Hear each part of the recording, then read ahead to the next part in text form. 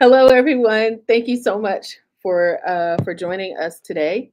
Um, Today, I have with me an amazing real estate agent. She is an agent turned investor, and I am reading from her bio because she is someone who has truly walked the walk. So she's not only walking the walk, but she is talking the talk as well. So I'm so grateful to have her be a part of what we're doing, and I just need to make sure that we are up and going on our live as well. On Yes, we are. Awesome. All right. So thank you guys so much for joining me today. And just wanted to take a moment to introduce you guys to Nora. Nora Long is a very savvy investor turned real estate agent. Sometimes there are real estate agents who turn into investors, but she is a real estate investor that has actually turned into a very savvy real estate agent. So she's built a business rooted in strategy, passion, and service. And so today we're diving into her journey and what drives her success and her upcoming event that's all about empowering buyers, investors, and fellow agents. So we're going to jump right in. She is licensed in North and South Carolina. So I'm going to bring her up on the stage, and her name is Miss Nora Long. So, Nora, thank you for so much for joining us. You are live now. So, how are you doing today? I'm doing well. Thank you for allowing me to be on today, Joetta. Awesome, awesome. Okay, so one question that I do want to dive into your journey first. And the one thing I do want to ask you is what first inspired you to get into real estate investing? Real estate investing for me happened out of necessity. I had to move, and I had a house, and we had another house, and I didn't want to just leave my house and sell it. At that Mhm. time, I believe it was like around '09, and the market was shifting just a little bit. No, actually, it was '02, '01, and the market was shifting just a little bit. So at that time, it just wasn't conducive to sale for us, for my husband and I. So we decided to rent, and we became automatic landlords, and we went from rental to a home, and that began our journey. So been in real estate investing now for over, oh my God, it's been 24 years. I can't believe it. So Wow, 20 mhm, years. yes, about 20, 23, 24 years now. So, how did that experience shape the way you approach your business as an agent?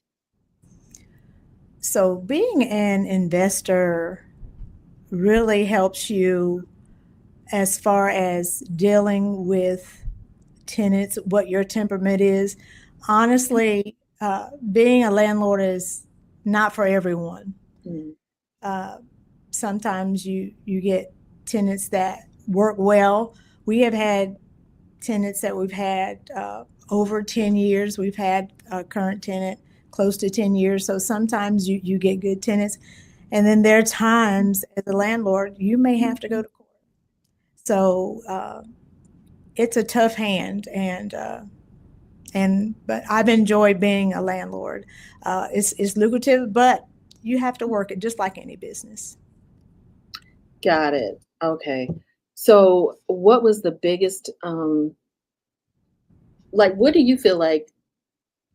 I guess, what was your biggest lesson you learned from your first real estate transaction now as a real estate agent? Absolutely. So my first real estate transaction was a friend of mine that wanted to sell. I still have a logo of the very first home that I sold in Gastonia, North Carolina. The person needed to sell. It was a listing. I had no idea what to do. I had a team member that helped me, And we went through the property, looked through the property, gave her a suggested price range, and we sold it in about, I would say it only took us maybe about 30-45 days to close out that transaction. So very first listing was very, very successful. So the Gastonia property was in an area that was tucked off of 321. And that's how I learned about proximity is very important in real estate. Location, location, location. So the property was close to a lot of things. So that's something that I really learned about the importance of where a property is located. That's one of the things that I learned is being an agent versus being a landlord. Um, and I really don't like to say landlord as much. I just say investor. I think that's a more user friendly term, but it works. Awesome. Okay, so if you let's actually talk about from an investor to, so you went from there being an investor first to now being an agent. Well, how many properties, I guess, do you guys kind of have now that you're investing in? Because I know people buy and sell and they kind of, they don't always keep everything they have, but how many, I guess, would you say you've amassed and let go? Like, do you feel like it's a large number? Do you feel like you're more of a relatable investor, I guess, because there are people out there that have like 50 homes, and to some people that may or may not be relatable. But I guess, how are you able to manage it all? That's what I'm asking. Absolutely. So for me as an investor, I'm more of a quality over quantity type of investor. I wouldn't own a property that I wouldn't want to live in myself. Okay. That's how I look at a property. So quantity, that's another issue. I always get people come to me and say, "Hey, do you have anything that I can rent?" Well, my properties have been rented, and Mm, so, but that's one thing that I do want to do. I want to get some more rental properties because I have land, mm, and we can talk about the tax liens later. But the land properties that you can build on, and now with that being said, I can have more rental properties for other people. And I've also checked into looking at some apartment complexes. I haven't bought one yet, but that's on the list of buying a small, probably 10 to 12 unit apartment complex, starting small and then building from there. Now, not to say that I might not have 50 properties, but right now I believe in starting small, learning what you're doing, and then move on from there. that sounds fantastic. What I guess that's one of the reasons why, and I think people can take note from that, Mhm. is having quality over quantity allows you to have somebody who's been in that house for 10 years. So if that person knows that they have a beautiful quality home, they are more apt to stay. So I think that's an amazing point there. What advantages do you think investors have when as you transition from becoming an investor to a real estate agent? What do you feel like the advantage is now for you with that? Oh, becoming becoming a real estate agent opened up my eyes. Uh, it is another world. I thought that I could just go into it and use my landlord eyes. You really have to almost put on another set of lenses for the real estate agency Right, portion, right.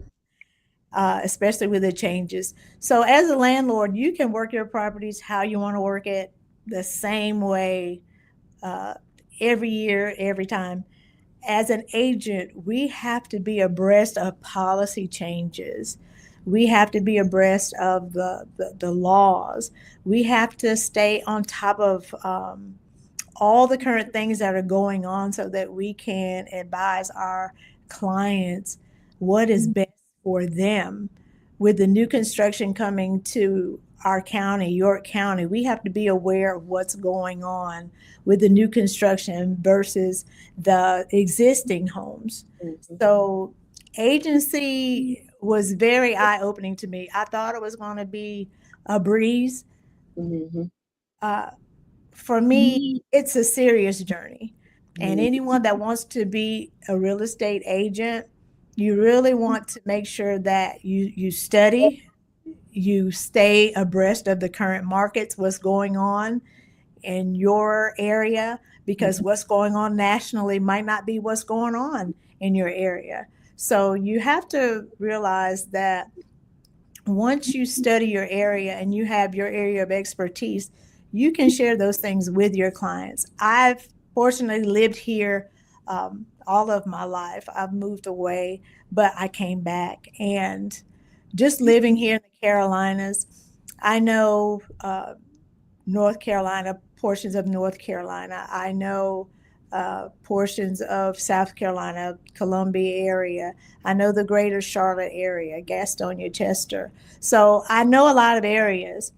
And I know we didn't talk about this, but I was a former postmaster. So I've worked in different post offices and I know a lot of zip codes. I was speaking to someone today and I told her, I said, well, what zip code are you? And she was like, well, why you want to know zip code? Because I that's how I Wow. visualize things by zip code because I was a postmaster. So and different zip codes have different um, real estate properties, different types of homes. What's affordable, what's not affordable. So that's where we are today.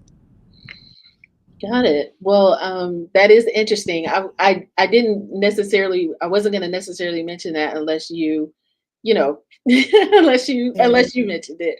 yeah. But that's awesome that you were a former postmaster and then now you kind of transitioned careers into real estate. So I actually do have a question about that because what do you think? I guess how do you think that being a postmaster, kind of understanding, you know, the community that way, what, how did that actually, I guess, how do you pair that with your real estate knowledge? I know you mentioned zip codes, but what about marketing? Because I know sometimes people farm, people do other things like that. So how does that, you know, not Yeah, parlay? I guess that's not yeah, necessarily the word I want to use, but how do yes. you actually merge Mhm. those two together? Yeah, so my experience with zip codes really helps me uh, in certain areas. People ask you all the time, is this a good neighborhood? And as an agent, we learn that you have to be very mindful of what you say to your clients and how you say it. What's good for one person may not be good for another. And one person may be just fine with where they are in this particular area. So we have to be mindful of what we say as real estate agents. And I think that it is totally up to a person what zip code they want to live in. There are some people that love the city, will not leave the city. They're fine in the city. They want the amenities of the city, Mhm. the close proximity of stores. But then you have people that are rural. Mhm. They're used to spaces. There are some people that will not live in a subdivision. They Mhm. have to have their own space. And that's how they grew up. So for me, when I was at a younger age, I was okay living in a subdivision.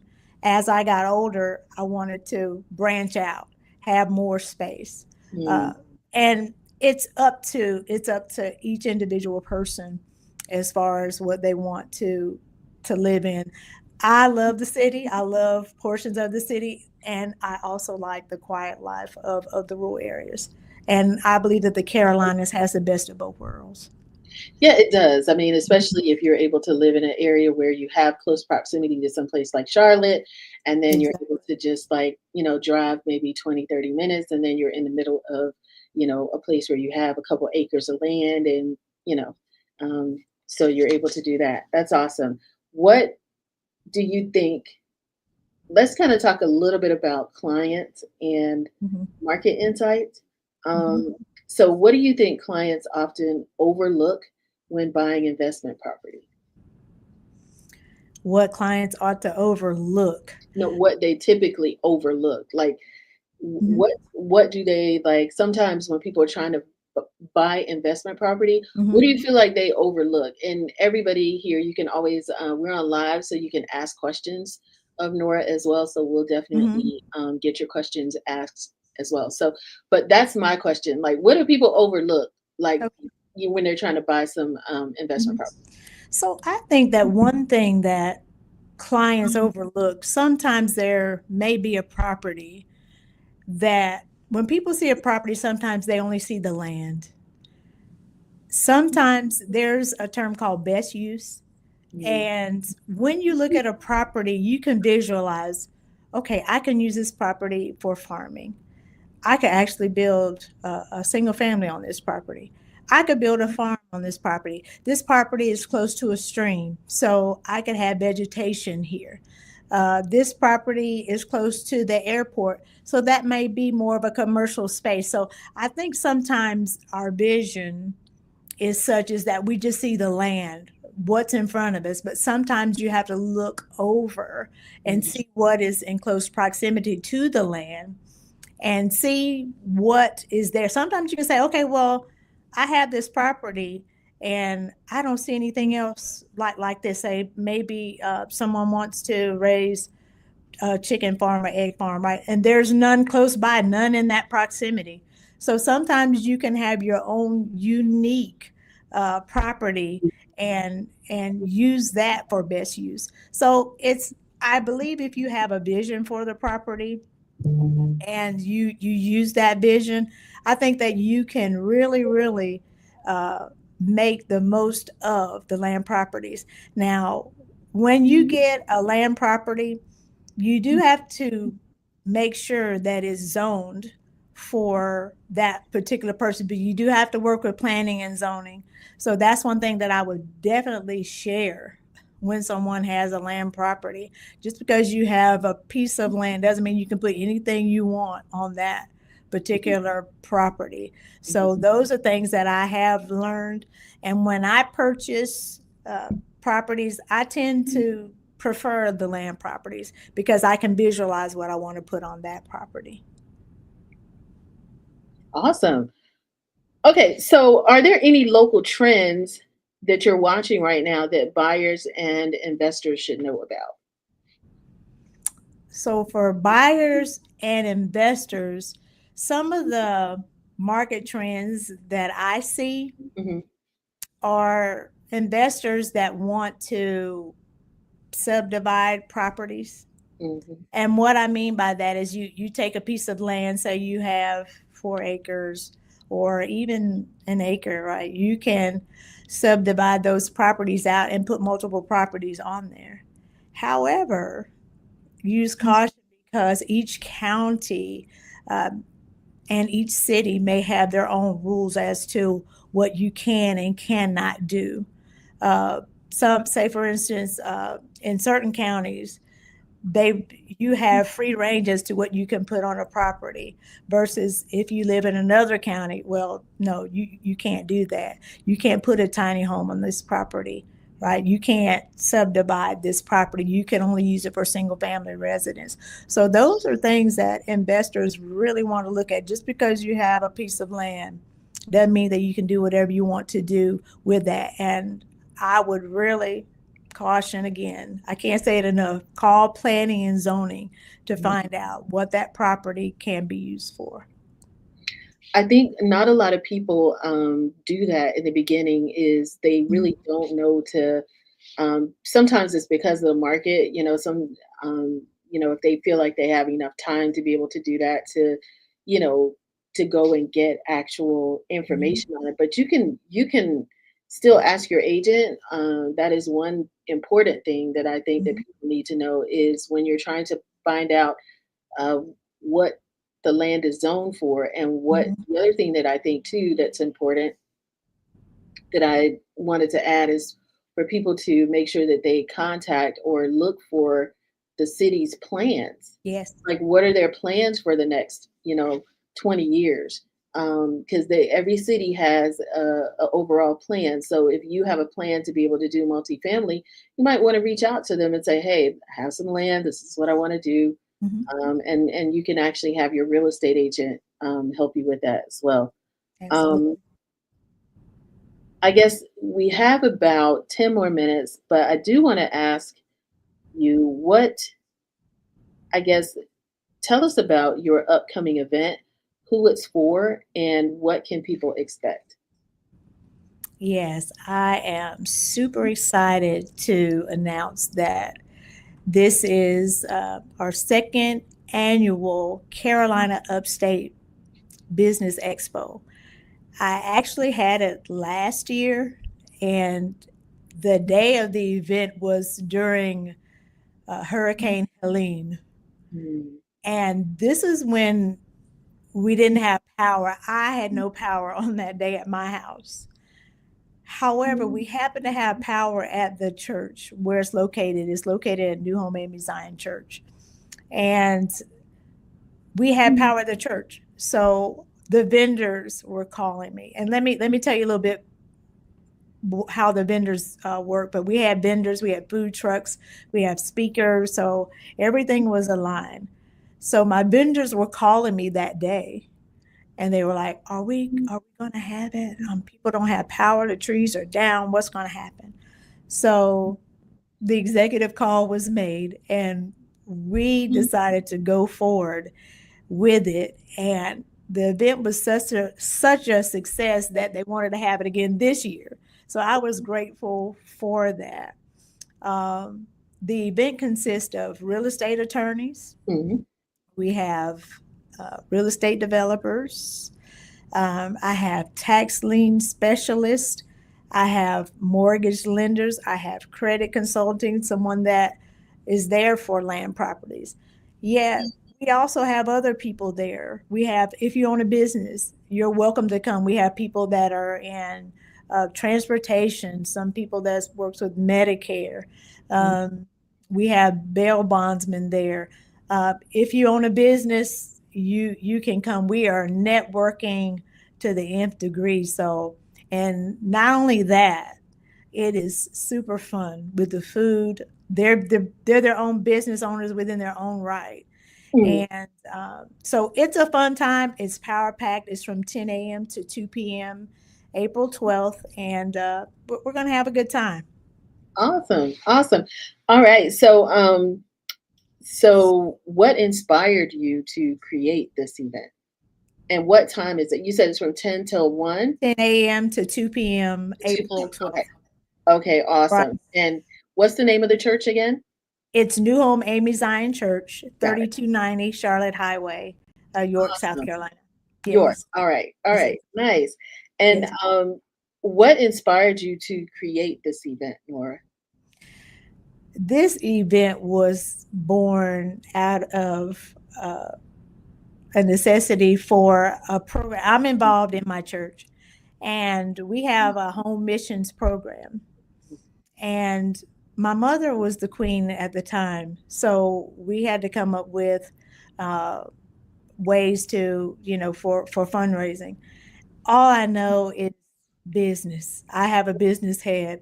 I don't bake cakes. I don't, wash cars or anything like that. So I used my business head. I said, well, I would love to have a business expo. Always wanted to have one. Been going to business expos for many years, and I knew that we didn't have one in our area. So it was birthed out of that, and now it's become a place where we can network, come together, share, and have a good time and learn. A lot of people are coming out for the wills and trust portion because we're learning that we know about wills, but we don't know a lot about trust. So I have a lot of people that are really interested, and I'm looking forward to it as much as the vendors and the uh, the people that say that they're going to come, Mhm. I'm just super excited that we have a lot of turnout. I'm expecting probably we had 50 to 60 people last year with the hurricane, so I'm expecting more this year. Awesome. Yeah, that sounds like a great event. And I guess if somebody wants to get more involved with it, um, how can they get in touch with you Right. or So with about the event? Yeah. yes, the event is on Eventbrite. Okay. It's Carolina Upstate Business Expo. And feel free to contact me. My email is noralong15 at gmail.com. And my real estate email is nora@noraknowshomes.com. So you can reach me on any of those. And the flyer has my phone number. Feel free to contact me, contact the church. We're ready. We're ready. Awesome. Yes. Awesome. Well, all right. Well, what's one thing that you I guess what's one thing that you mentioned your mom and you mentioned business. What was the one thing that you feel like you learned as a kid about business that helps you now as a real estate agent and an investor? Right. So as a that's a great question. As a child, I remember being a small child, and I wanted to build a house even as a small child. So real estate comes naturally for me. I took some wood and took some hammers and some nails, was trying to build a house as a child. So sometimes your childhood memories can foster even into your adulthood. So for me, I think that growing up, uh, you you have to have a resolve to want to be in business. Business isn't easy. It's not for the faint of heart, but it is very rewarding, especially when you reach out to your community. I believe that all businesses should give back in some type of way. For me, I'm not a business unless I'm giving back. I have to Mhm. give back. I have to serve. I have to educate. So that's where I come from, because as a child, uh, I was educated. People poured into me. So therefore, I want to give back to the community that gave back to me, and I'm grateful and thankful for that. All right. Well, thank you so much for joining us today, Nora. That concludes our time today here on the podcast, and I want to um, thank you again. And we look forward to having you at our event.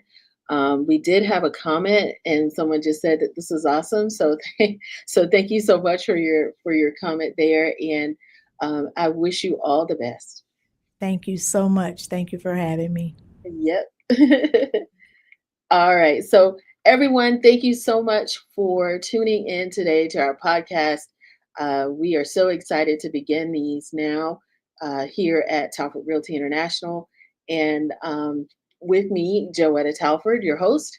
And I look for, if you know anyone who in the greater area, and I was going to say Charlotte area, but we will have guests. I have guests from all over because we're talking all things real estate. So please put in the comments one question that you might have for Nora that we can follow up with her, because she definitely is a wealth of knowledge. And I so look forward to having her be a part of another conversation, because she also deals in tax liens and some other things like that. So I encourage you guys to make sure that you subscribe to the channel and follow along for even more. Thank you so much for joining us today, and you have a wonderful day. Goodbye.